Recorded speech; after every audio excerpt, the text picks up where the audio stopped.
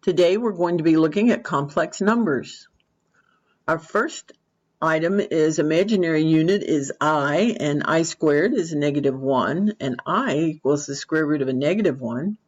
We're asked to use I notation to write the square root of a -9. Well, we know the square root of 9 is 3, and the square root of a -1 is I, so the answer is 3I.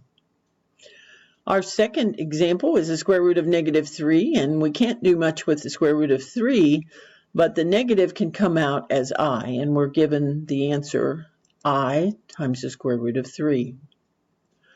Our next example is negative times the square root of a -28. We give that negative out in front, we keep it out there, we have a -28 broken down to the square root of a -1 times the square root of 4 times 7. But the square root of 4 we already know is 2, so we can bring that out in front of the square root of 7. This -1, the square root of -1, we know is I, so we have a negative times that for a -I times 2, the radical 7. But we don't write it like this. We always put the number in front of I, so we're left with a -2 times I times the square root of 7. We're asked now to multiply or divide. We have the square root of a -2 times the square root of -3. We can write the square root of a -2 as I times the square root of 2 and do the same thing for the square root of -3, and we get I square root of 3. Now we take I times I and we get I squared, and 2 times 3 for the square root of 6.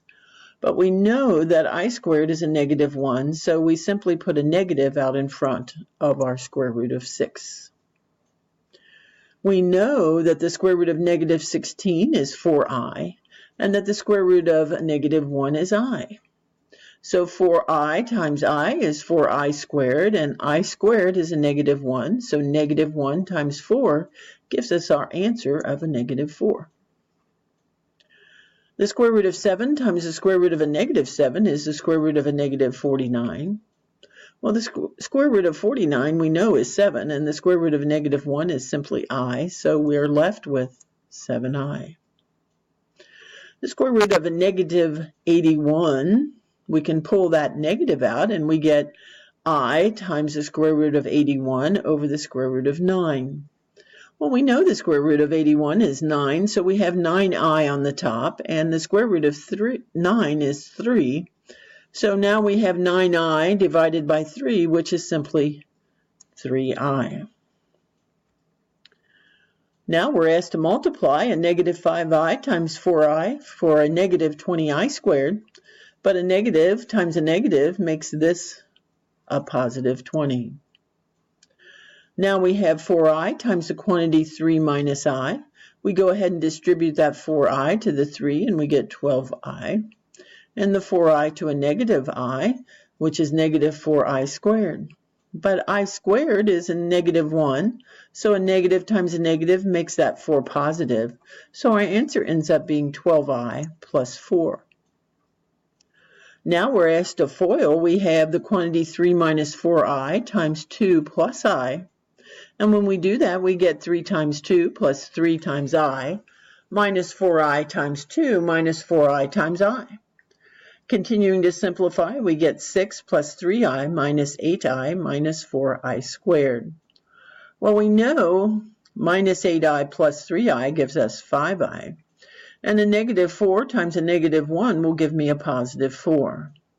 And finally, we combine 6 and 4 to get 10.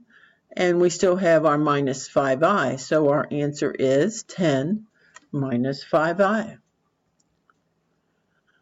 Now we're asked to divide 3 minus I over 2 minus I, and we use this thing called conjugate, which is the same stuff here, only a different sign in the middle.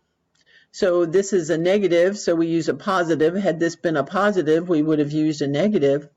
And the reason we do that is when we FOIL that, it's a difference of squares, and we do not have a middle term, which is real nice because it just gives us these two simple numbers, 2 squared minus I squared. When we FOIL the top, we get 6 plus 3I minus 2I minus I squared. Combining like terms, we get 3i minus 2i for simply I. We go ahead and do 2 squared, and I squared we know is a negative 1, so minus a negative 1 becomes a plus 1. So on our denominator, we have 4 plus 1, which is 5. On the top, we have 6 plus 1, which is 7, plus I. We can write that in that form a plus bi. This is a, 7 over 5, plus b, which is the number in front of I, and we know that imaginary 1 is there. We don't write it, but it is there, so we have 1/5, and it's times I. So this is in the form of a, b, I. Our second example is 5 divided by 2i, and we take the numerator and the denominator times a negative 2i. We get a negative 10i over negative 4i squared.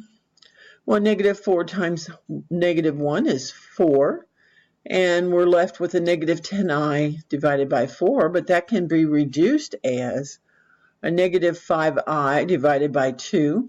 They want it to be written in a plus bi. In this case, a is 0, and plus bi is a negative 5/2 I. Find each power of I. Well, it's good to remember that I squared is negative 1, and I cubed is a negative I, and that I to the 4th is 1. So if we're given I to the 5th, we can rewrite that as I to the 4th times I. And if I to the 4th is 1, I just have 1 times I, which is I. I to the 16th can be written as I to the 4th power. Well, if I to the 4th is 1, 1 to the 4th power is still 1. And then finally, I to the 38th can be written as I to the 36th times I squared. And we can write that I to the 36th as I to the 4th to the 9th power, plus our I squared. This I to the 4th is 1, and 1 to the 9th power is still 1, and 1 times I squared, well, I squared is a negative 1, so 1 times a negative 1 is still a negative 1.